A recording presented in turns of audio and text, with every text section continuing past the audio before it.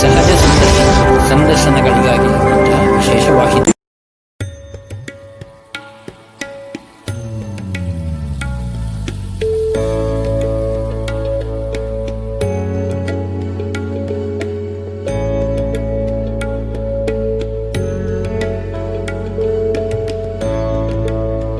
ವೀಕ್ಷಕರೇ ನಮಸ್ಕಾರ. ಸಹಜ ಸಂದರ್ಶನ ವಾಹಿನಿಯಿಂದ ಇವತ್ತು ಒಬ್ಬರು ವಿಶೇಷ ವ್ಯಕ್ತಿಯನ್ನ ಅಂದ್ರೆ ಸಾಹಿತಿಯನ್ನ ಹಾಗೂ ಶಿಕ್ಷಕರನ್ನ ನಾವು ಇವತ್ತು ಮಾತಾಡಿಸ್ತಾ ಇದ್ದೀವಿ. ಶ್ರೀ ಡಿ.ಬಿ. ಶಂಕರಪ್ಪ ಇವರು ಕನ್ನಡ ಸಾಹಿತ್ಯ ಪರಿಷತ್ ಶಿವಮೊಗ್ಗ ಜಿಲ್ಲೆಯ ಅಧ್ಯಕ್ಷರಾಗಿದ್ದವರು. ಇದಕ್ಕೂ ಮೊದಲು ಅವರು ಶಿಕ್ಷಕರಾಗಿ ಕಾರ್ಯನಿರ್ವಹಿಸಿದವರು. ಆ ಹಂತದಲ್ಲಿ ಶಿಕ್ಷಕರಾಗಿರುವಾಗ ಉತ್ತಮ ಶಿಕ್ಷಕ ಪ್ರಶಸ್ತಿಯನ್ನ ಕೂಡ ಇವರು ಪಡ್ಕೊಂಡಿದ್ದಾರೆ. ಸಾಹಿತ್ಯ ಕ್ಷೇತ್ರಕ್ಕೆ ಸಂಬಂಧಿಸಿದಂತೆ ಇವರು ಸುಮಾರು 2 ಕವನ ಸಂಕಲನಗಳು, 2 ಕಥಾ ಸಂಕಲನಗಳು, 4 ಕಾದಂಬರಿಗಳನ್ನ ಬರೆದಿದ್ದಾರೆ. ಇವರ ಗಿಡ್ಡಜ್ಜಿ ಬಯಲು ಕಾದಂಬರಿಗೆ ಕನ್ನಡ ಸಾಹಿತ್ಯ ಪರಿಷತ್ತಿನ ದತ್ತಿನಿಧಿ ಪ್ರಶಸ್ತಿಯನ್ನ ಕೂಡ ಕೊಡಲಾಗಿದೆ. ಅದೇ ರೀತಿ ಇವರ ಇನ್ನೊಂದು ಕಾದಂಬರಿ ಬೆಳಕು ಹರಿಯುವ ಮುನ್ನ ಕೃತಿಗೆ ಡಾಕ್ಟರ್ ಶಿವರಾಮ ಕಾರಂತ ಪ್ರಶಸ್ತಿ ಕೂಡ ಲಭಿಸಿದೆ. ಅದೇ ರೀತಿ ಹಲವಾರು ಪ್ರಶಸ್ತಿಗಳನ್ನ ಪಡೆದಿದ್ದಾರೆ. ಇನ್ನೊಂದು ಇವರದ್ದು ವಿಶೇಷತೆ ಅಂದ್ರೆ ಇವರು ಉತ್ತಮ ಕೃಷಿಕರು. ಅದಕ್ಕಾಗಿ ಉತ್ತಮ ತರಕಾರಿ ಬೆಳೆಗಾರ ಪ್ರಶಸ್ತಿಯನ್ನು ಕೂಡ ಇವರು ಪಡ್ಕೊಂಡಿದ್ದಾರೆ. ಹೀಗಾಗಿ ಒಂದು ಬಹುಮುಖ ಸಮಾಜದಲ್ಲಿ ಇವರು ತಮ್ಮ ಕಾರ್ಯವನ್ನು ನಿರ್ವಹಿಸ್ತಾ ಬಂದಿದ್ದಾರೆ. ಶ್ರೀ ಡಿ.ಬಿ. ಶಂಕರಪ್ಪ ಅವರು ಈಗ ಅವರಿಗೆ 84ರ ಹರೆಯ. ಈ ಹೊತ್ತಿನಲ್ಲೂ ಕೂಡ ಅವರು ತಮ್ಮ ವಿಶೇಷವಾದ ಒಂದು ಕೃತಿಯನ್ನ ಹೊರಗೆ ತರ್ತಾ ಇದ್ದಾರೆ. ಒಂದು ಕಾದಂಬರಿಯನ್ನು ಬರೆದಿದ್ದಾರೆ, ಭರ್ಮಜ್ಜಿ ಕಥಾ ಪ್ರಸಂಗ ಅಂತ. ಸದ್ಯದಲ್ಲೇ ಆ ಕೃತಿ ಬಿಡುಗಡೆ ಆಗ್ಲಿಕ್ಕಿದೆ. ಈ ಒಂದು ಇಳಿ ವಯಸ್ಸಿನಲ್ಲಿ ಕೂಡ ಬಹಳ ಉತ್ಸಾಹದಿಂದ, ಬಹಳ ಚಟುವಟಿಕೆಯಿಂದ ಮತ್ತು ಎಲ್ಲದಕ್ಕೂ ಸ್ಪಂದಿಸುವ, ಸಮಾಜದ ಎಲ್ಲ ವಿಚಾರಗಳು ಸ್ಪಂದಿಸುವ ಮನಸ್ಥಿತಿಯನ್ನು ಅವರು ಇಟ್ಕೊಂಡಿರೋದು ಬಹಳ ಆಶ್ಚರ್ಯ. ನಮಗೆಲ್ಲ ಅವರೊಂದು ಮಾದರಿ. ಈ ಹಿನ್ನೆಲೆಯಲ್ಲಿ ಇವತ್ತು ಅವರನ್ನ ನಾವು ಒಂದು ಕಿರು ಸಂದರ್ಶನವನ್ನ ಮಾಡ್ತಾ ಇದ್ದೀವಿ. ನಮಸ್ಕಾರ ಶಂಕರಪ್ಪ. ನಮಸ್ಕಾರ. ಶಂಕರಪ್ಪ ಅವರೇ, ಈಗ ಸಾಹಿತ್ಯ ಚಟುವಟಿಕೆಗಳನ್ನ ಹಲವಾರು ವರ್ಷಗಳನ್ನ ಮಾಡ್ಕೊಂಡು ಬಂದ ಇದ್ದೀರಿ. ಅದಕ್ಕಿಂತ ಮೊದಲು ಶಿಕ್ಷಕರಾಗಿ ಕಾರ್ಯನಿರ್ವಹಿಸ್ತಾ ಇದ್ದೀರಿ. ಈಗ ಹೊಸ ಒಂದು ಕಾದಂಬರಿಯನ್ನ ಈಗ ಬಿಡುಗಡೆ ಮಾಡ್ಲಿಕ್ಕಿದೆ. ಸದ್ಯ ಒಂದು ಹಂತದಲ್ಲಿ ಏನಾಗುತ್ತೆ ಅಂದ್ರೆ ಸಾಕು ಇನ್ನೂ ಅನ್ನೋ ಸ್ಥಿತಿಗೆ ಬರ್ತೀವಿ ಸಾಮಾನ್ಯವಾಗಿ ಮನುಷ್ಯರು. ಬಟ್ ನೀವು ನಿರಂತರವಾಗಿ ಈ ಚಟುವಟಿಕೆಯಲ್ಲಿ, ಸಾಹಿತ್ಯ ಚಟುವಟಿಕೆಗಳಲ್ಲಿ ಸಮಾಜಮುಖಿಯಾಗಿ ಕಾರ್ಯನಿರ್ವಹಿಸ್ತಾರೆ. ಏನು ಈ ಉತ್ಸಾಹದ ಗುಟ್ಟೇನು ಅಂತ ನಮಗೆ ಒಂಚೂರು ಮಾದರಿ ಅಂತ? ಅದು ಏನಿಲ್ಲ, ಈ ತರ ಚಟುವಟಿಕೆಯಲ್ಲಿ ನಮ್ಮನ್ನ ನಾವು ತೊಡಗಿಸ್ಕೊಳ್ತಾ ಇರೋದ್ರಿಂದ ಅದೊಂದು ರೀತಿ ಆರೋಗ್ಯಕ್ಕೆ ಟಾನಿಕ್ ಕೊಟ್ಟಂಗೆ. ಈ ರೀತಿ ನಿರಂತರವಾಗಿ ಸುಮ್ಮನೆ ಹಾಗೆ ಕಾಲ ಕಳೆಯೋದ್ ಬದಲಾಗಿ ನಿರುದ್ಯೋಗಿಯಾಗಿ, ನಂದು ರಿಟೈರ್ಡ್ ಆಯ್ತು, ನಾನು ನಿರುದ್ಯೋಗಿ ಆದೆ, ಏನು ನನ್ನ ಕೈಲಿ ಆಗೋದಿಲ್ಲ ಅನ್ನೋ ಒಂದು ಬೇಡವಾದ ವಸ್ತುವಾಗಿಬಿಟ್ಟೆ ಅನ್ನೋ ಒಂದು ಭಾವನೆ ಬಿಟ್ಟು ಹೊಸ ಚಟುವಟಿಕೆಯಲ್ಲಿ ನಮ್ಮನ್ನ ತೊಡಗಿಸಬೇಕು. ನಾನು ಶಿಕ್ಷಕನಾಗಿ ಪ್ರಾಮಾಣಿಕವಾಗಿ ನಾನು ವಿದ್ಯಾರ್ಥಿಗಳಿಗೆ ನನ್ನ ಪಾಠವನ್ನು ಒಪ್ಪಿಸಿ ಇವತ್ತು ಸಮಾಜದಲ್ಲಿ ಅವರು ಬೇರೆ ಬೇರೆ ಹುದ್ದೆಯಲ್ಲಿದ್ದಾರೆ. ನನಗೆ ಅದನ್ನು ಕಂಡು ತುಂಬಾ ಸಂತೋಷ ಆಗ್ತದೆ. ಆ ಸಂತೋಷ ನನಗೆ ಒಂದು ಹೊಸ ಉತ್ಸಾಹವನ್ನ ತರ್ತದೆ. ಆಮೇಲೆ ನಿವೃತ್ತಿ ಆದ ನಂತರ ನಾನು ಹಾಗೆ ಕೂರಲಿಲ್ಲ.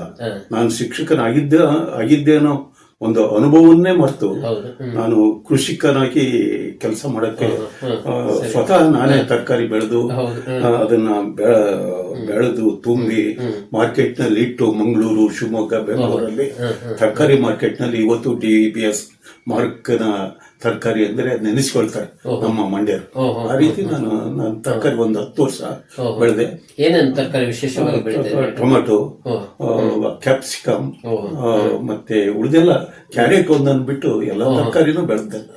ತುಂಬಾ ನನ್ನ ಮಾರ್ಕಿಗೆ DBS ಅಂತ ಮಾರ್ಕ್, ಎಲ್ಲ ಬ್ರ್ಯಾಂಡ್. ತರಕಾರಿ ಮಾರ್ಕೆಟ್ ಯಾರ್ಯಾರು ಕಳಿಸ್ತಾರೆ ಅವ್ರಿಗೆಲ್ಲ ಒಂದೊಂದು ಬ್ರ್ಯಾಂಡ್ ಇರ್ತದೆ, ಅವ್ರ ಇನ್ಸಿಯಲ್. ನಂದು ಮಂಗಳೂರಿಗೆ ಹೋಗ್ತಾ ಇತ್ತು. ಮಂಗಳೂರು ತರಕಾರಿ ಮಾರ್ಕೆಟ್ ನಲ್ಲಿ ಆ ಕಾಲದಲ್ಲಿ DBS ಮಾರ್ಕ್ ಅಂದ್ರೆ ತುಂಬಾ, ಇದು ಕಾಸರಗೋಡು ಕಡೆಯಿಂದ ಬೆಳಿಗ್ಗೆ ಒಂದು ಟ್ರೈನ್ ಬಂದು ತರಕಾರಿ ತಗೊಂಡು ಅವ್ರು ವಾಪಸ್ ಕೇರಳಕ್ಕೆ ಹೋಗೋರು. ಅವಾಗ ಅಲ್ಲಿಂದಲೇ ಫೋನ್ ಮಾಡೋರು, DBS ಮಾರ್ಕ್ ಟೊಮೆಟೊ ಇದ್ರೆ ನಮಗೆ ಬೇಕು ಅಂತ. ಒಂದೊಂದ್ಸಲ ಮತ್ತೆ ಕೆಲವರು ಅಲ್ಲೇ ಮಂಗಳೂರು ಮಾರ್ಕೆಟ್ ವಿದೇಶಕ್ಕೆ ಕಳ್ಸೋ ಕ್ಯಾಪ್ಸಿಕಮ್ ಕಳ್ಸೋರು ನಮ್ಮ ತೋಟಕ್ಕೆ ಬಂದು ಕಿತ್ಕೊಂಡು ಹೋಗಾರ ಅವರೇ. ಅದು ಗೋವಾಕ್ಕೆ ಹೋಗಿ ಗೋವಾದಿಂದ ಪ್ಲೇನಲ್ಲಿ ದುಬೈ ಆ ಕಡೆ ಕ್ಯಾಪ್ಸಿಕಮ್ ಬೆಳೆಯೋದು ಕಷ್ಟ ಆದ್ರೂ ನಾನು ಚೆನ್ನಾಗೂ ಬೆಳಿತಿದ್ದೆ. ಅದೆಲ್ಲ ನಾನು ಸ್ವಂತ ಔಷಧಿ ಕೆಂಚಿಕೊಪ್ಪ ಅಂತ ಈಗ ನ್ಯಾಮತಿ ತಾಲೂಕಿನಲ್ಲಿದೆ. ಅಲ್ಲಿ ನಮ್ಮ ತಂದೆಯರು ನಮ್ಮ ಪಿತೃರ್ಜಿತ ಸೊತ್ತು 2 ಎಕರೆ ಬಂದಿತ್ತು. ಅದರಲ್ಲೇ ನಾವು ತರಕಾರಿ ಬೆಳೆದಿದ್ದೆ. ಡ್ರೈ ಲ್ಯಾಂಡ್ ಇದ್ರು, ಬೋರ್ ಇತ್ತು, ನಮ್ಮ ತಂದೆಯರು ಹಾಕ್ಸ್ಕೊಟ್ಟಿದ್ರು. ಅದು ಬೋರ್ ನನಗೆ ಬಂದಿತ್ತು. ಅದರಲ್ಲಿ ತರಕಾರಿ ಬೆಳಿತಿದ್ದೆ. ರಿಟೈರ್ಡ್ ಆದ ನಂತರನೇ ಅದಕ್ಕೆ ಹೋಗಿದ್ದು, ಹೊಲಕ್ಕೆ ಕಾಲಿಟ್ಟಿದ್ದು. ಅವಾಗ ನಾನು ಹೋದಾಗ ಅಲ್ಲಿ ಊರ ಅಕ್ಕಪಕ್ಕದ ಜಮೀನ್ ಜನ ನನ್ನನ್ನು ನೋಡಿ ನಗ್ತಾ ಇದ್ರು. ಇನ್ನು ಇದುವರೆಗೂ ಹೊಲದ ಮುಖನೇ ನೋಡಿಲ್ಲ, ಈಗ ಬಂದು ಏನೋ ಮಾಡಕ್ ಬಂದಿದ್ದಾನೆ, ಸುಮ್ನೆ ಇವನು ಇಲ್ಲಿ ಬಂದು ನಮ್ಮ ಹೊಲಗಳಲ್ಲೆಲ್ಲ ಒಳ್ಳೊಳ್ಳೆ ತರಕಾರಿ ಬೆಳೆ ಅದು ಕಿತ್ತದ್ ಹೋಗಿ ಬಂದ್ರ ಅಂತ ನಗಾಡಿದ್ರು.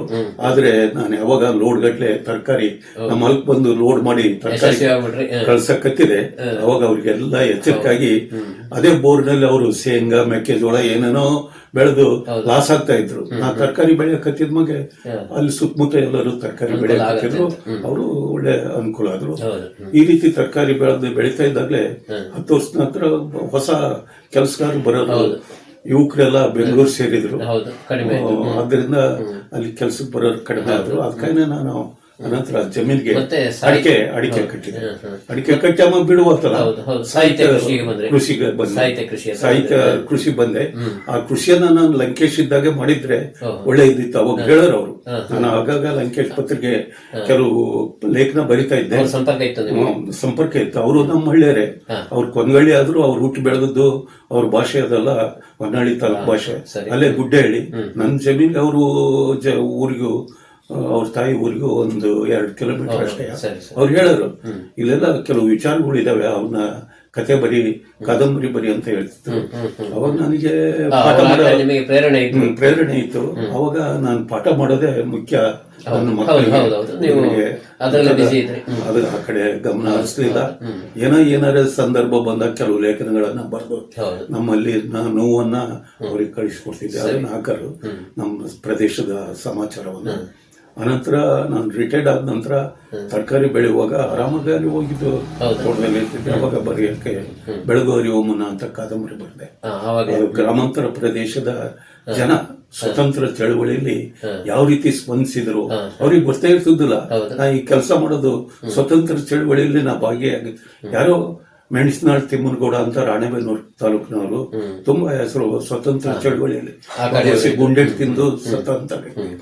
ಅವನ ನಮ್ಮ ಹಳ್ಳಿಗಳಲ್ಲೆಲ್ಲ ಕದ್ದು ಬಂದು ಅಲ್ಲೇನೋ ಗಲಾಟೆ ಮಾಡಿ ಇಲ್ಲಿ ಬಂದು ಇರೋನು, ಅವ್ರಿಗೆಲ್ಲ ಆಶ್ರಯ ಕೊಡೋರು, ಅದು ಅವ್ರಿಗೆ ಗೊತ್ತಿದ್ದಿಲ್ಲ. ಏನೋ ಬಂದರೆ ದಿವಸ ಹೋಗ್ತಾರೆ. ಆದ್ರೆ ಇತ್ತೀಚಿನ ದಿನಗಳಲ್ಲಿ ನಮ್ಮ ಅಜ್ಜ ಹೇಳ್ತಿದ್ದ, ಮೆಣಸಿನಾಳ್ ತಿಮ್ಮನಗೌಡ ನಮ್ಮನೆ 8 ದಿವಸ ಉಳ್ಕೊಂಡು ಹೋಗಿದ್ದ. ಅಂದ್ರೆ ನಮ್ಮ ಅಜ್ಜನ ಪಾಲು ಸಹ ಸ್ವತಂತ್ರ ಚಳವಳಿ ಇದೆ. ಲಂಕೇಶ್ಗೂ ಬಹಳ ಆಶ್ಚರ್ಯ. ಅಲ್ಲಿ ಜಿನಹಳ್ಳಿಯಿಂದ ಹೊನ್ನಾಳಿ ಕಡೆ, ಹೊನ್ನಾಳಿಯಿಂದ ಶಿಕಾರಿಪುರ ಕಡೆ ಒಂದು ರಸ್ತೆ ಐತಿ. ಅವಾಗ ಅಲ್ಲಿ ಸುತ್ತ ಸಾಲ್ ಮರಗಳು, ಬೇವಿನ ಮರಗಳು ಇತ್ತು. ಅವು ಆ ಬೇವಿನ ಮರಗಳ ಅಡಿಯಲ್ಲಿ ಹೋದ್ರೆ ದೆವ್ವಗಳು ಇದಾವೆ ಅಂತ ಹೇಳೋರು. ಲಂಕೇಶ್ ಅಂದಿದ್ರು ಒಂದ್ಸಲ, ಈ ಮರದಾಗೆಲ್ಲ ದೆವ್ವ ಇದಾವೆ ಅಂತ ನಮ್ಮ ಅವ್ವ ಹೇಳ್ತಿತ್ತು. ಇಲ್ಲಿ ನಿಲ್ಗೊಡಿಸ್ತಿದ್ದಿಲ್ಲ ಕೂಡ. ಅವಾಗ ನನಗೂ ನಮ್ಮ ಅನ್ನೋರು ಹೇಳೋರು ಎಲ್ಲರೂ, ಅಲ್ಲಿ ಓಡಾಡ್ಬೇಡ್ರಿ ಆಗ್ಯಂತ. ಆದ್ರೆ ಅದು ಅಲ್ಲಿ ಆಗಿದ್ದೇನು ಅಂದ್ರೆ, ಸ್ವತಂತ್ರ ಚಳವಳಿಯ ಸಂದರ್ಭದಲ್ಲಿ ಬ್ರಿಟಿಷರು ಆ ಬೇವಿನ ಮರಗಳಿಗೆ ರೈತರನ್ನ ನೇಣು ಹಾಕಿದ್ರು. ಆ ಒಂದು ಬೆದರಿಕೆ ಆ ರೀತಿ. ಅವಾಗ ಅಂತ ವಿಚಾರ ಕುರಿತು ಕಾದಂಬರಿ ಬರಿ ಅನ್ನೋರು ಅವ್ರಿಗಿದ್ದಾಗ ಆಗ್ಲಿಲ್ಲ. ಅನಂತರ ನನಗೆ ಬಿಡು, ರಿಟೈರ್ಡ್ ಆದ ನಂತರ ಬಿಡು ಸಿಕ್ತು. ಬೆಳಗಾವಿ ಸಾಹಿತ್ಯ ಕೃಷಿ ಬಂದ್ರಿ, ಪುಸ್ತಕಗಳನ್ನ, ಕವನ ಸಂಕಲನಗಳನ್ನ, ಕಥಾ ಬೆಳಗಾವಿ ಒಬ್ಬ ಕಾದಂಬರಿ ಬರದೆ. ಆ ಕಾದಂಬರಿ ಕೆಲವು ಕಡೆ ಸ್ಪರ್ಧೆ ಕಳಿಸಿದಾಗ ಆ ಸ್ಪರ್ಧೆಯಲ್ಲಿದ್ದಂತ ಜಡ್ಜಸ್ಗಳು, ತೀರ್ಪುಗಾರರು ನನಗೆ ಹೇಳಿದ್ರು ಮುಂಚೆನೆ, ತುಂಬಾ ಚೆನ್ನಾಗಿದೆ, ನಿನಗೆ ಪ್ರಶಸ್ತಿ ಆಯ್ಕೆ ಆಗಿದೆ ಅಂತ ಹೇಳಿದ್ರು. ಆದ್ರೂ ಅದು ಆಯ್ಕೆ ಆಗ್ಲಿಲ್ಲ. ನನಗೆ ಬಹಳ ಬೇಜಾರಾದ್ರು. ಅಯ್ಯೋ ಹೆಂಗೆ ಇದು, ಯಾಕೆ ಅವರೆಲ್ಲ ಹೇಳಿದ್ರಲ್ಲ ಅಂತಂದು. ಅವ್ರ ಹೆಸರು ಹೇಳೋದು ಬೇಡ. ನಾನು ಡೆಲ್ಲಿಯಲ್ಲಿ ಯಾವ್ದೋ ಸಾಹಿತ್ಯ ಪರಿಷತ್ ಕಾರ್ಯಕ್ರಮಕ್ಕೆ ಮನು ಬೆಳೆಗಾರ ಕರ್ಕೊಂಡು ಹೋದಾಗ ಅಲ್ಲಿ ಯಾರೋ ಒಬ್ರು ನನ್ನ ಕರೆದು ಮಾತಾಡ್ಸಿದ್ರು. ನನ್ನ ಟೋಪಿ ಅವ್ರೆಲ್ಲರಿಗೂ ಐಡೆಂಟಿಫೈ ಮಾತಾಡ್ಸಿ ಕರೆದ್ರು. ಅವ್ರು ನಾನು ದೂರದಾಗಿದ್ದ ಇಲ್ಲಿ ಬರೀ ಅಂತ ಹೋದಾಗ, ನಿಮ್ ಕಾದಂಬರಿ ಚೆನ್ನಾಗಿತ್ತು, ಪ್ರಶಸ್ತಿ ಆದ್ರೂ ಬರ್ಲೇ ಇಲ್ಲ. ಅವಾಗ ನನಗೆ ಅನಿಸ್ತು, ಕೆಲವು ವೀಕ್ನೆಸ್ ಇದಾವೆ. ಇವತ್ತಿನ ತೀರ್ಪುಗಾರರು ಏನ್ ಕೇಳ್ತಾರೆ ಅಂದ್ರೆ, ಎಡಪಂಥೀಯ ವಿಷಯ ಹೆಚ್ಚಾಗಿ ಕಾದಂಬರಿಯಲ್ಲಿ ಇದ್ರೆ ಇದ್ರೆ ಅದಕ್ಕೆ ಪ್ರಶಸ್ತಿ ಪ್ರಶಸ್ತಿಗೆ. ಯಾಕೆಂದ್ರೆ ನೋಡಿದ್ದೆ ನಾನು ಪ್ರಶಸ್ತಿಗಳು ಒಂದವಲ್ಲ ಕಾದಂಬರಿಗಳನ್ನು ತರಿಸ್ಕೊಂಡು ಅವಾಗ ಬಹಳ ಚಿಂತೆಯಿಂದ ಒಂದು ವರ್ಷದೊಳಗೆ ಗಿಡ್ಡಜ್ಜಿ ಬೈಲು ಬರದೆ ಅದಕ್ಕೆ ಪ್ರಶಸ್ತಿ ಬಂತು. ಅದು ಎಡಪಂಥಿ ಆಯ್ತಾ? ಅದು ಎಡಪಂಥೀಯ ದಲಿತರು ನೆಲದ ಹಕ್ಕಿನ ಹೋರಾಟ ಅಂತ ಅದು ಕಾದಂಬರಿ. ಮುಖ್ಯವಾಗಿ ದಲಿತ ಜನಾಂಗ, ಗ್ರಾಮಾಂತರ ಪ್ರದೇಶದಲ್ಲಿರುವ ದಲಿತ ಜನಾಂಗ ನೆಲದ ಭೂಮಿ ಒಡೆತನ ಪಡೆಯೋದಕ್ಕಾಗಿ ಹೋರಾಟ ಮಾಡಿ ಅದು ನಾನು ಕಂಡಿದ್ದೆ. ಅಲ್ಲೇ ನಮ್ಮ ತಾಲೂಕಿನಲ್ಲಿ ಅರಿಕೆರೆ, ಬೈರಂಕೊಪ್ಪ, ನಮ್ಮ ಕೆಂಚುಗೊಪ್ಪ ಇಂಥ ಊರುಗಳೆಲ್ಲ ದಲಿತರಿಗೆ ಜಮೀನೇ ಇದ್ದಿಲ್ಲ, ಅವ್ರಿಗೆ ಏನೋ ಜಮೀನೇ ಇದ್ದಿಲ್ಲ. ಅವರು ಅಲ್ಲಿ ಇದ್ದಂತ ಕೆವರು ಗುಡ್ಗಾಡು ಜಾಗ ಇದ್ದಂತ ಜಮೀನನ್ನ ಉಳುಮೆ ಮಾಡೋಕ್ಕಾಗಿ ಬಹಳ ಹೋರಾಟ ಮಾಡಿದ್ರು, ಪ್ರಾಣನೂ ಕಳ್ಕೊಂಡ್ರು, ಅವ್ರ ಕೊಲೆನೂ ಆಯ್ತು. ಮೇಲ್ವರ್ಗದ ಜನ ಅವರು ಉಳುಮೆ ಮಾಡಕ್ ಹೋದಾಗ ಅಲ್ಲೇ ಹೊಲದಲ್ಲೇ ಕೊಚ್ಚಾಕಿದ್ರು. ಅವೆಲ್ಲ ಕೇಸ್ ಅದು. ಇಲ್ಲಿ ಶಿವಮೊಗ್ಗದಲ್ಲಿ ನಾನು ಕೋರ್ಟ್ಗೆ ಯಾವುದೋ ಕೇಸ್ನಲ್ಲಿ ಜಮೀನಿನ ಕೇಸ್ಗೆ ಬರ್ತಾ ಇದ್ದೆ. ಈ ರೀತಿ ಜಗಳದಲ್ಲಿ ಅವರು ಬರೋರು, ಅವಾಗ ಪರಿಚಯ ಆಗೋದು, ಮಾತಾಡ್ತಿದ್ವಿ. ನಮ್ ಜಮೀನಲ್ಲೇ ನಮ್ಮ ಅಪ್ಪನ ಕೊಲೆ ಮಾಡಿದ್ರು, ನಾವು ಉಳುಮೆ ಮಾಡಕ್ ಹೋದ ನಮ್ಮ ಕೈ ಕಾಲು ಕತ್ತರಿಸಿ ಆ ನೋವನ್ನ ಈ ಕೋರ್ಟ್ ಹಾಲ್ ಹೊರಗಡೆ ಕುತ್ಕೊಂತಿದ್ವಿ. ಅಲ್ಲೆಲ್ಲ ಮಾಯಮಾರ್ಗಳಿದ್ದು ಕೂತ್ಕೊಂತ ಮಾತಾಡೋರು. ಅದನ್ನ ಬರಿಬೇಕು ಅನ್ನೋದು ಬಂತು, ಅದನ್ನ ಬರ್ದೆ. ಅದು ಒಳ್ಳೆ ಚೆನ್ನಾಗಿ ಬಂತು, ಬಹಳ ಜನ ಮೆಚ್ಚಿದ್ರು. ಇದೀಗ 3ನೇ ಕಾದಂಬರಿ. ಈಗ ಇದು 3ನೇ ಕಾದಂಬರಿ ಬೂದಿ ಬಸಪ್ಪ ನಾಯ್ಕ ಅಂತ. ಅವರು ರೈತ ಚಳುವಳಿಯನ್ನ ನಾವೇ ಮುಂದಾಡು, ನಮ್ಮಿಂದಲೇ ಆತು ಅಂತಾರೆ. ಇವರೆಲ್ಲರಿಗಿಂತಲೂ ಮುಂಚೆ ಶಿವಮೊಗ್ಗ ಜಿಲ್ಲೆಯಲ್ಲಿ ರೈತ ಚಳುವಳಿ ಬೂದಿ ಬಸಪ್ಪ ನಾಯ್ಕ ಸಂಘಟನೆ ಮಾಡಿ ಹೋರಾಟ ಮಾಡಿ ಬ್ರಿಟಿಷರ ವಿರುದ್ಧ ತುಂಬಾ ಹೋರಾಟ ಮಾಡಿದ, ಸಭೆಗಳನ್ನು ಮಾಡಿದ, ಮಗೆ ಜಮೀನು ಇವುದ್ರ ಬಗ್ಗೆ ಬಹಳ ಸಂಘಟನೆ ಮಾಡಿದ್ದ. ಆ ವ್ಯಕ್ತಿ ಇತಿಹಾಸದಲ್ಲಿ ಮರ್ತೇ ಹೋಗಿದ್ದ. ಯಾರು ಅವನ ಭೂಮಿಯ ಹೋರಾಟ, ರೈತರ ಹೋರಾಟದ ವಿಚಾರದನ್ನೇ ಇಲ್ಲ. ಏನೋ ಬಸವಪ್ಪ ನಾಯಕ ಬಂದ ಹೋದ ಅನ್ನೋ ಮಟ್ಟಿಗೆ ಮಾಡಿದ್ರು.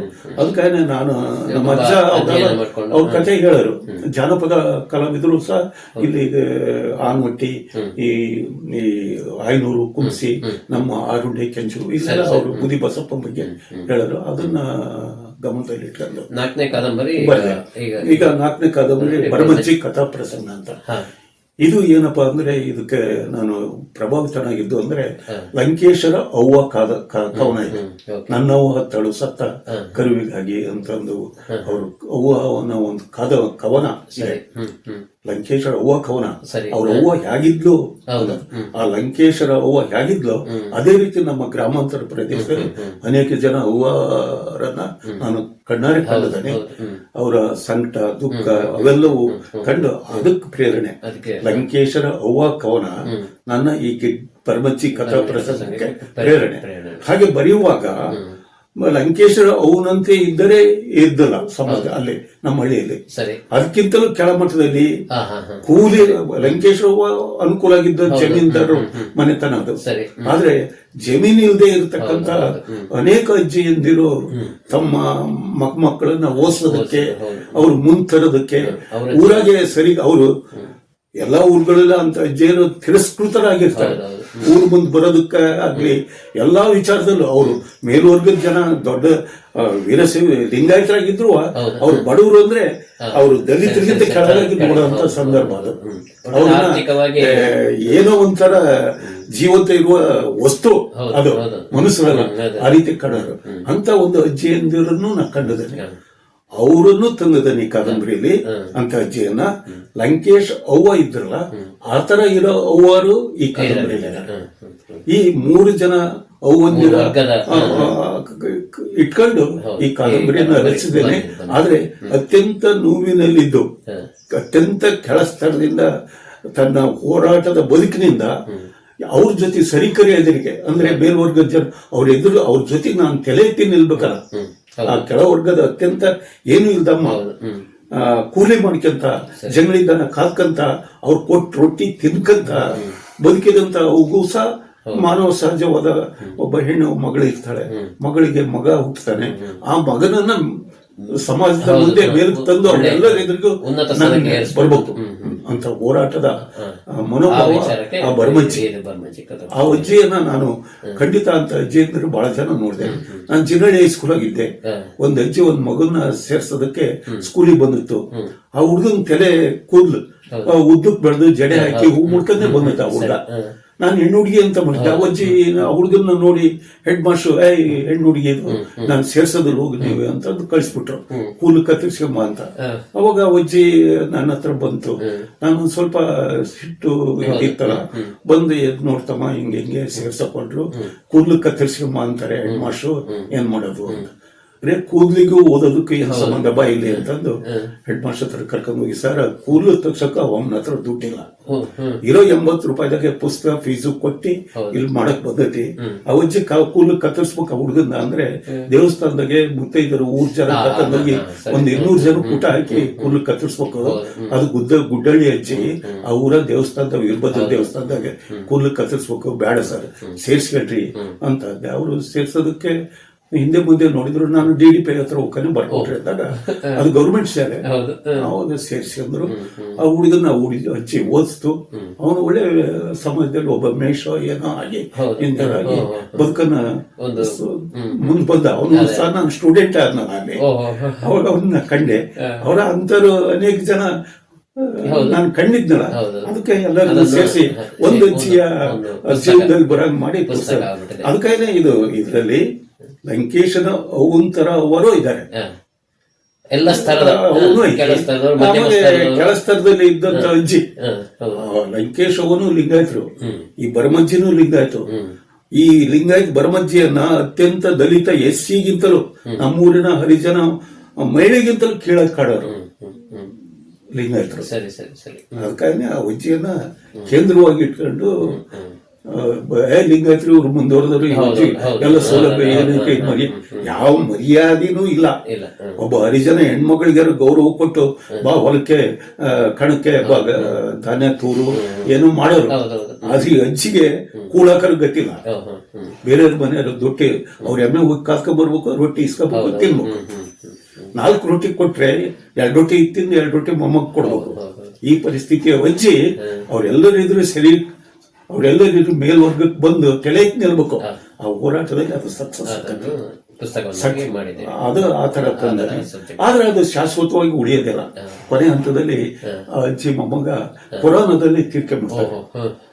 ಆ ಒಂದು ಹಂತದಲ್ಲಿ ಅಜ್ಜಿ ಕೊನೆಗೊಳಿಸಿದ್ದೇನೆ. ಎಲ್ಲರೂ ಅಷ್ಟೇ. ಲಂಕೇಶ್ ಅವ್ರ ನಂತರ ಇದ್ದಾಳೆ ಈ ರಜ್ಜಿ, ಇನ್ನೊಬ್ಬ ಅಜ್ಜಿ ಕರ್ಸಿಮಜ್ಜಿ ಇದ್ದಾಳೆ, ಈ ಬರ್ಮಜ್ಜಿ ಇದ್ದಾರೆ.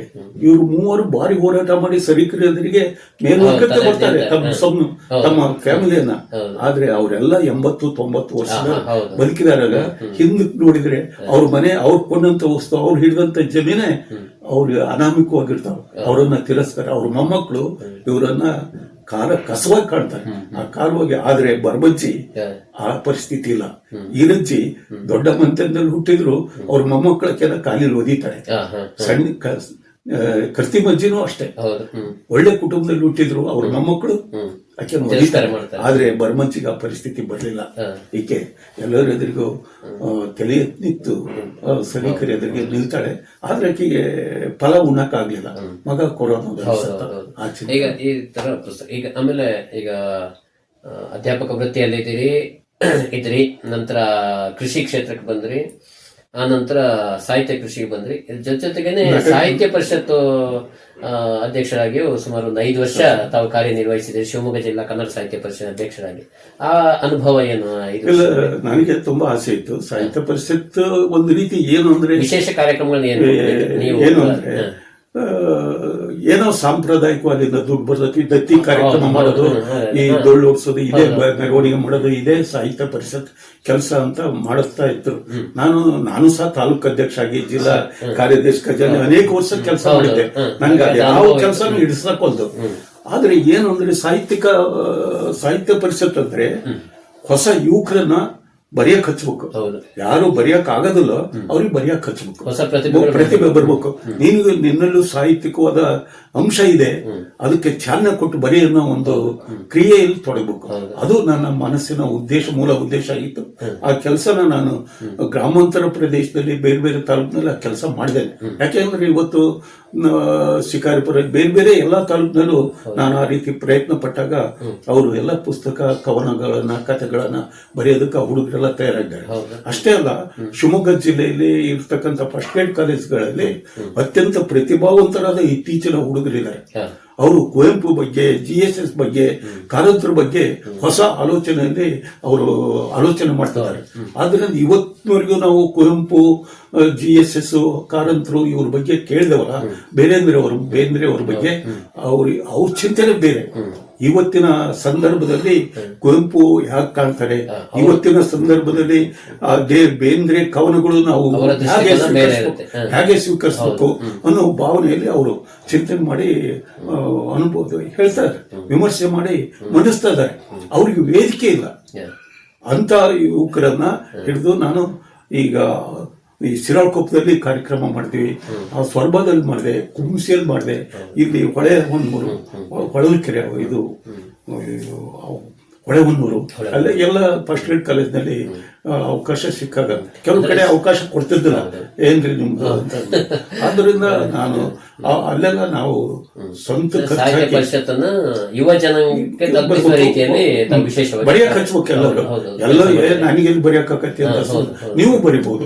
ನಿಮ್ಮ ಅನುಭವ ನಾನು ಹೇಳ್ತಿದ್ದೆ, ನಿಮ್ಮ ಅನುಭವ ಏನೈತೆ ಅದನ್ನ ಬರೆದು ನಿಮ್ಮ ಮನೆಯಾಗ ಎಲ್ಲೋ ಒಂದ್ ಹತ್ರ ಇಟ್ಟಿದ್ರಿ, ನಿಮ್ಮ ಮಗನ ಯಾರ ತೆಗೆದು ನೋಡಿ ಓದಿ, ನಮ್ಮ ಕುಟುಂಬ ಇತ್ತು ಅನ್ನೋದು ಭಾವನೆ ಆಕತಿ. ಅದು ನಿಮ್ಮ ಮನೆತನದ ಗೌರವ ಆಗ್ತದೆ. ಹಿಂದೇನಾಕತ್ತು, ನಮ್ಮ ಮನೆತನದ ವಿಷಯ ತಿಳಿಬೇಕಾದ್ರೆ ನಾವು ಹೇಳೂರ ಹತ್ರ ಹೋಗಿದ್ವಿ. ಈಗ ನಾವೇ ಹೇಳೂರ ಆಗ್ಬೇಕು, ನಮ್ಮ ಮನೆತನದ ವಿಚಾರವನ್ನ ನಾವೇ ಬರೆದಿಟ್ಟು ಇಟ್ಟು ಹೋಗ್ಬೇಕು. ಆದ್ರೆ ಹಿಂದೇನಾಗ್ತಾ ಊರಿಗೂ ವರ್ಷಕ್ಕೊಂದ್ಸಲ ಹೇಳೋರು ಬಂದು ವಿಷಯ ಸಂಗ್ರಹಿಸ್ಕೊಂಡು ಮುಂದಿನ ವರ್ಷಕ್ಕೆ ಬಂದು ಅದೆಲ್ಲ ಹೇಳೋರು. ಈಗ ಅವರೆಲ್ಲ ಇಲ್ಲ, ವೃತ್ತಿ ಬಿಟ್ಟು ಅವರೆಲ್ಲ ದೊಡ್ಡ ಈಗ ಕಾರ್ ಇಟ್ಕೊಂಡು ಓಡಾಡ್ತಾರೆ. ನಮ್ಮೂರಿಗೆ ನಮ್ಮ ಹೇಳುವ ಬೆಂಗಳೂರಿಗೆ ಒಂದ್ಸಲ ಕಾರ್ ತಗದೇ ಬರುದ ನಮ್ಮ ಮಗದ ಬಲಿಗೆ. ಅದು ಈಗ ಆ ಸಂಸ್ಕೃತಿ, ಆ ಕೆಲಸನ ಬಿಟ್ಟಿದ್ದಾರೆ. ಅದರಿಂದ ಇವತ್ತು ನಾವು ಹೇಳೋರಾಗಿ ಪ್ರತಿ ಮನೆಯಲ್ಲೂ ಅವರವರ ವಂಶದ ವಿಚಾರಗಳನ್ನು ಮನೆಯಲ್ಲಿ ಇಟ್ಟರೆ ನಮ್ಮ ಸಂಸ್ಕೃತಿ ಉಳಿತೈತಿ, ಗೌರವ ಉಳಿತೈತಿ, ನಮ್ಮ ಕಷ್ಟಗಳು ಅವ್ರಿಗೆ ಅರಿವಾಕತಿ. ನಮ್ಮ ಅಪ್ಪ, ನಮ್ಮ ಅಣ್ಣ, ನಮ್ಮ ಮನೆತನಕ್ಕಾಗಿ ಹಿಂಗೆ ಕಷ್ಟಪಡಿದ್ದಾರೆ, ನಾವ್ಯಾಕೆ ಹಿಂಗೆ ದುಂದು ವೆಚ್ಚದಲ್ಲಿ ಅವ್ಯವಹಾರದಲ್ಲಿ ತೊಡಗಿದ್ದೇವೆ ಅನ್ನೋ ಒಂದು ಮೈಂಡ್ ಅವರಲ್ಲಿ ಕ್ರಿಯೆ ಆಗುತ್ತೆ. ಅದಕ್ಕಾಗಿ ಎಲ್ಲರೂ ಸಾಹಿತಿಗಳಾಗಿ ತಮ್ಮ ವಿಚಾರವನ್ನು ಬರೆದಿಟ್ಟರೆ ಒಳ್ಳೆಯದು ಅನ್ನೋದೇ ಭಾವನೆಯಿಂದಲೇ ನಾವು ಓದೋತ್ರನೆಲ್ಲ ವಿಚಾರ ಹೇಳ್ತಾ ಇದ್ದೇವೆ. ಸರ್, ಶಿಕ್ಷಣ ಕೃಷಿ ಫಸ್ಟಿಗೆ ಅಧ್ಯಾಪಕರಾಗಿ, ನಂತರ ಜಮೀನು ವ್ಯವಸಾಯ ಕೃಷಿ, ಆ ನಂತರ ಸಾಹಿತ್ಯ ಕೃಷಿ, ಅದ್ರ ಜೊತೆಗೆ ಸಾಹಿತ್ಯ ಪರಿಷತ್ತಿನ ಅಧ್ಯಕ್ಷರಾಗಿ, ನಾಟಕದ ಅಕಾಡೆಮಿಯಲ್ಲಿ ಕೂಡ ಪ್ರಶಸ್ತಿಯನ್ನ ಪಡೆದಿರುವಂತವ್ರು, ಸಾಕಷ್ಟು ಸಮಾಜಮುಖಿಯಾಗಿ ಕೆಲಸ ಮಾಡಿದಿರಿ. ಈಗಲೂ ಕೂಡ ನೀವು ಬಹಳ ಉತ್ಸಾಹದಿಂದ ಕೆಲಸ ಮಾಡ್ತಾ ಇದ್ದೀರಿ. ಒಂದು ಯುವ ಜನತೆಗೆ ಇದೊಂದು ಮಾದರಿ. ಕೊನೆಯದಾಗಿ, ಈಗ ನಮ್ಮ ಈ ಸಂದರ್ಶನದ ಕೊನೆಯದಾಗಿ ಇವತ್ತಿನ ಯುವ ಜನರಿಗೆ ಏನು ಹೇಳಕ್ಕೆ ಇಷ್ಟಪಡ್ತೀವಿ ಸರ್? ಏನು ಅಂದ್ರೆ, ಸಾಹಿತ್ಯ ಕೃಷಿ ಮಾಡೋದು ತುಂಬಾ ಕಷ್ಟ ಏನಲ್ಲ. ನಾವು ನಮ್ಮಲ್ಲಿ ನಮಗೇನು ವಿಚಾರ ಉಳಿತದೋ ಅದನ್ನ ಬರಿತಾ ಹೋಗ್ಬೇಕು. ಬರೆದದನ್ನ ಸಂಗ್ರಹಿಸಿಟ್ಟು ಅದು ಅನೇಕ ಸಲ ತಿದ್ದಿ ಬರಿಬೇಕು. ಅಯ್ಯೋ, ನನ್ನ ಕೈಲಿ ಬರೆಯಕ್ಕಾಗೋದಿಲ್ಲ ಅಂದ್ರೆ, ನಾನೊಬ್ಬ ಸೈನ್ಸ್ ಮೇಷರ್, ಪಕ್ಕ ಸೈನ್ಸ್ ಮೇಷರ್, ನಾನು ಬರೆಯೋದೇ ಕಷ್ಟ. ಆದ್ರೂ ನನಗೆ ಬರಿಬೇಕು ಅನ್ನೋ ಒಂದು ಆಸೆ ಇತ್ತು, ಬರಿತಾ ಇದ್ದೆ.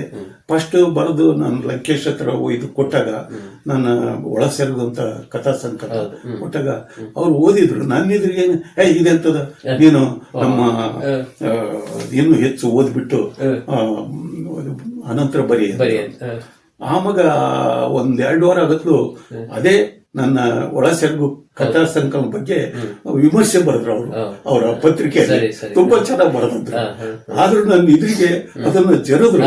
ಆದ್ರೆ ಬರೆಯುವಾಗ ಚೆನ್ನಾಗಿ ಬರೆದ್ರು. ಅದನ್ನ ನಮ್ಮ ದಳವಾಯಿ ಅಂತ ಅವ್ರ ಶಿಷ್ಯ ಒಂದ್ಸಲ ಶಿವಮೊಗ್ಗದಲ್ಲಿ ಕರ್ನಾಟಕ ಸಂಘದಲ್ಲೇ ಅದನ್ನ ಪ್ರಸ್ತಾಪ ಮಾಡಿದ್ರು. ಶಂಕರಪ್ಪ ನಂದು ಓಡಿಸಿದ್ರು. ಆದ್ರೆ ಅದೇ ಕಥಾ ಸಂಕಲನ ಬಗ್ಗೆ ಚೆನ್ನಾಗಿ ಮೆಚ್ಚಿ. ಈಗಿನ ಯುವ ಜನತೆಗೆ ಯುವಜನತೆ ಒಂಥರ ನಿಷ್ಪ್ರಿಯರಾಗಿ ಒಂಥರ ಯಾವ್ದು ಬೇಡ ಅನ್ನೋ ಸ್ಥಿತಿಯಲ್ಲಿ ಇರುವಂತ ಯುವಜನತೆಗೆ ನೀವು ಹಿರಿಯರಾಗಿ ಏನು ಹೇಳಕ್ಕೆ ಇಷ್ಟ? ಇಲ್ಲ ಸರ್, ಯುವ ಜನತೆ ನಮಗಿಂತ ಬಹಳ ಚೆನ್ನಾಗೇ ಇದ್ದಾರೆ. ನಾವು ಅವ್ರಿಗಿಂತ 1000 ಪಾಲು ಹಿಂದಿದ್ದೇವೆ. ನಾನು ನೋಡಿರೋ ಪ್ರಕಾರ ಅವರಲ್ಲಿ ಬಹಳ ಭಾವನೆಗಳಿದಾವೆ, ಏನ್ ಮಾಡ್ಬೇಕು ಏನು ಅಂತ ಭಾರಿ ಉತ್ಸಾಹ ಇದೆ. ಆದ್ರೆ ಅವಕಾಶಗಳು ಅವಕಾಶಗಳನ್ನ ನಾವು ಹಿರಿಯರಾದರೂ ಅವ್ರಿಗೆ ಕಲ್ಪಿಸಿಕೊಡ್ಬೇಕು.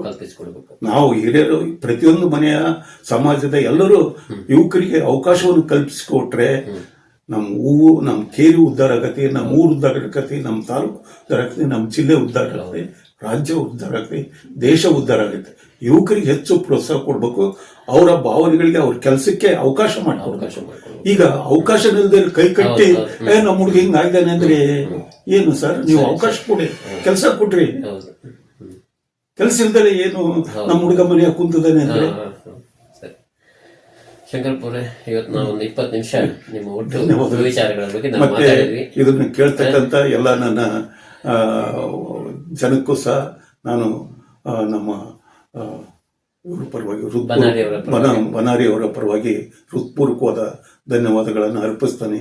ನನ್ನಂತ ಒಂದು ಅಲ್ಪ ವ್ಯಕ್ತಿ ಮನೆಯ ಕೂತು ಕಾಲ ಕಳೀತಾರ ವ್ಯಕ್ತಿಯನ್ನ ಗುರುತಿಸಿಕೊಂಡು ಇಲ್ಲಿವರೆಗೂ ಬಂದು ನನ್ನ ಸಂದರ್ಶನ ಮಾಡಿದ್ದು ನನ್ನ ಭಾಗ್ಯನೇ ಸರಿ ಅಂತ ನಾನು ತಿಳ್ಕೊಂಡು ಅವ್ರಿಗೆ ಹೃತ್ಪೂರ್ವಕವಾದ ಧನ್ಯವಾದಗಳನ್ನು ಅರ್ಪಿಸ್ತೇನೆ. ವೀಕ್ಷಕರೇ, ಇವತ್ತು ನಾವು ಸಾಹಿತಿ, ಕೃಷಿಕ, ನಿವೃತ್ತ ಅಧ್ಯಾಪಕ ಶ್ರೀ ಡಿ ಬಿ ಶಂಕರಪ್ಪ ಅವ್ರನ್ನ ಮಾತಾಡ್ಸಿದ್ವಿ. ಅವರ ಕೃತಿ ಭರ್ಮಜ್ಜಿ ಕಥಾ ಪ್ರಸಂಗ ಸದ್ಯದಲ್ಲಿ ಬಿಡುಗಡೆ ಆಗಲಿಕ್ಕಿದೆ. ಆ ಕಾರ್ಯಕ್ರಮಕ್ಕೆ ಶುಭ ಹಾರೈಸ್ತಾ, ಅವರ ಈ ಪುಸ್ತಕ ಎಲ್ಲರ ಮನ ತಲುಪಲಿ ಅಂತ ಹಾರೈಸ್ತಾ, ನಮ್ಮ ಈ ಸಹಜ ಸಂದರ್ಶನ ಚಾನೆಲ್ನ ವತಿಯಿಂದ ನಿಮ್ಮೆಲ್ಲರಿಗೂ ಹೃತ್ಪೂರ್ವಕ ಧನ್ಯವಾದಗಳನ್ನು ಹೇಳ್ತಾ, ಈ ಚಾನೆಲ್ನ ವೀಕ್ಷಿಸಿ ಸಹಕರಿಸಬೇಕು ಎಂಬುದಾಗಿ ವಿನಂತಿಯನ್ನ ಮಾಡ್ತಾ ಈ ಕಾರ್ಯಕ್ರಮ ಮುಗಿಸ್ತಾ ಇದ್ದೀವಿ. ಧನ್ಯವಾದಗಳು. ಸಹಜ ಸಂದರ್ಶನಗಳಿಗಾಗಿ ವಿಶೇಷವಾಗಿ